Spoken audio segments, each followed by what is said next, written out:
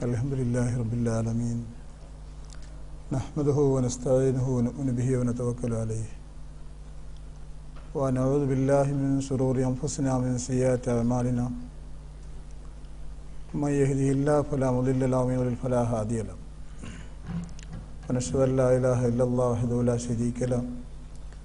Wa nashhadu anna Muhammadan abduhu wa rasuluhu arsalahu bil huda wa dinil haqq wa liyudhhirahu 'ala ad-dini kullihi wa law kariha al-mushrikun. اللهم صل على محمد وعلى آل محمد كما صليت على إبراهيم وعلى آل إبراهيم وبارك على محمد وعلى آل محمد كما باركت على إبراهيم وعلى آل إبراهيم في العالمين إنك حميد مجيد أما بعد ബഹുമാന്യരായ സഹോദരന്മാരെ സഹോദരികളെ,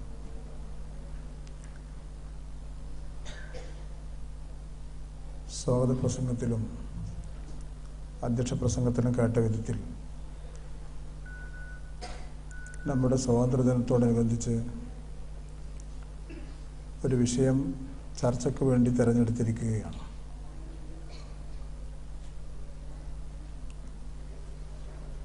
ഇത്തരമൊരു വിഷയം ചർച്ച ചെയ്യപ്പെടുമ്പോൾ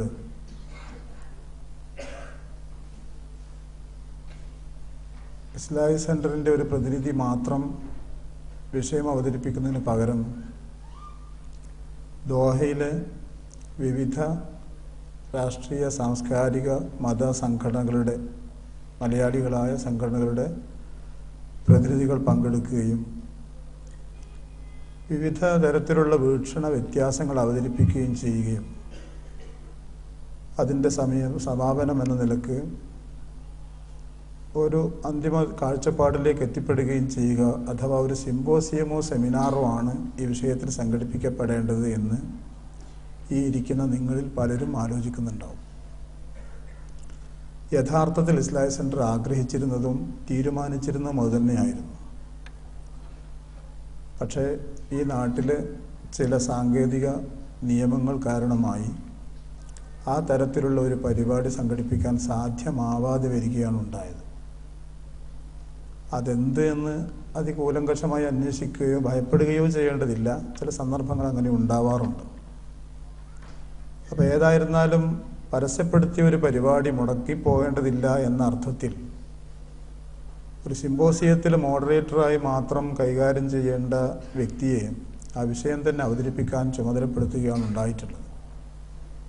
ഇത് ഞാൻ ആദ്യമേ തുറന്നു പറയുന്നത് ഈ വിഷയത്തെക്കുറിച്ചുള്ള നമ്മുടെ അവബോധത്തിൽ അതുണ്ടാക്കി തീർക്കുന്നതിൽ എൻ്റെ ഭാഗത്ത് അപര്യാപ്തതകളുണ്ടായാൽ, പോരായ്മകളുണ്ടായാൽ അത് സ്വാഭാവികം മാത്രമാണ് എന്ന് അറിയിക്കാനാണ്.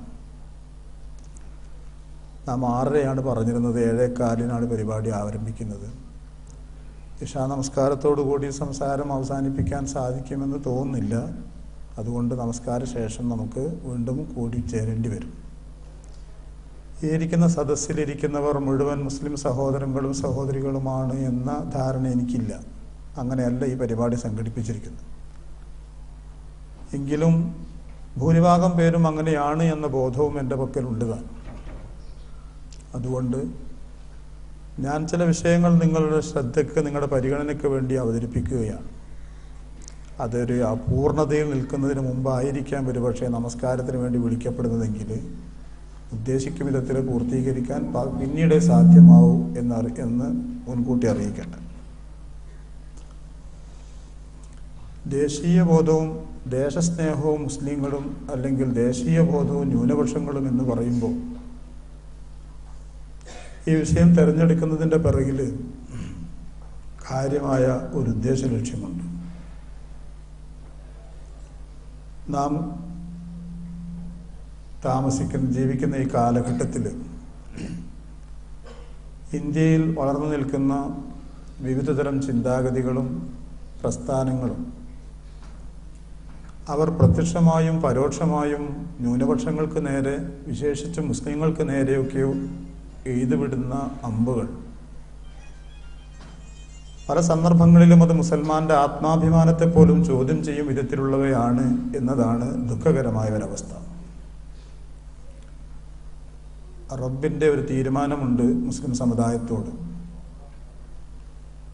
ഏത് സാഹചര്യത്തിൽ ഏത് ചുറ്റുപാടുകൾ അഭിമുഖീകരിക്കേണ്ടി വരുമ്പോഴും ഒരന്ധമായ വിധത്തിൽ എവിടേക്ക് നീങ്ങണം, എങ്ങനെ പ്രതികരിക്കണമെന്ന് തിരിച്ചറിയാത്ത ഒരു വിധത്തിൽ അങ്കലാപ്പിലാകേണ്ടവനല്ല മുസൽമാൻ.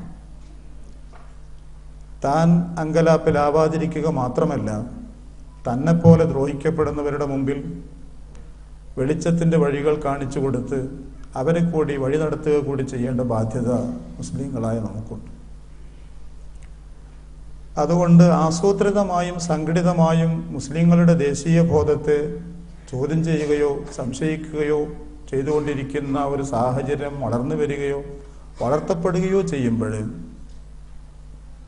മൗനം പാലിക്കാനല്ല, ആവശ്യമായ അവബോധത്തോടെ അവയെ കൈകാര്യം ചെയ്യാനും ചികിത്സിക്കേണ്ട വിഭാഗങ്ങളെ ചികിത്സിക്കേണ്ട വിധത്തിൽ ചികിത്സിക്കാനും മുസ്ലിം സ്ത്രീ പുരുഷന്മാരുടെ ആത്മാഭിമാനവും അന്തസ്സിൻ്റെ ബോധവും നഷ്ടപ്പെടാത്ത വിധത്തിൽ അവരാരാണെന്നോ അവരുടെ ദൗത്യം എന്താണെന്നും ഓർപ്പിച്ചുകൊണ്ട് മുന്നോട്ട് പോകാനുമുള്ള ബാധ്യത നമ്മളിൽ എല്ലാവരിലും അല്ലാഹു അർപ്പിച്ചിട്ടുണ്ട്. ആ ഒരു വിധത്തിലാണ് നാം കൊണ്ടു നടക്കുന്ന ആദർശത്തിൻ്റെ ശക്തിക്ക് വേണ്ടി, നാം ഏതൊരു ദൗത്യത്തിൻ്റെ വാഹകരായി ജീവിക്കുന്നുവോ അതിൻ്റെ ശക്തമായ നിലനിൽപ്പിന് വേണ്ടി മുസ്ലിം സമൂഹം തെറ്റിദ്ധരിക്കപ്പെടുമ്പോൾ ഇസ്ലാമാണ് തെറ്റിദ്ധരിക്കപ്പെടുന്നത് എന്ന ഭയപ്പാട് നിലനിൽക്കുന്നത് കൊണ്ടുകൂടി ചില കാര്യങ്ങൾ കൂട്ടത്തോടെ നാം ചർച്ച ചെയ്യുകയും ബോധവൽക്കരണം ഉണ്ടാവുകയും ചെയ്യേണ്ടതുണ്ട് എന്നതാണ് ഈ തരമൊരു വിഷയത്തിൻ്റെ പശ്ചാത്തലം.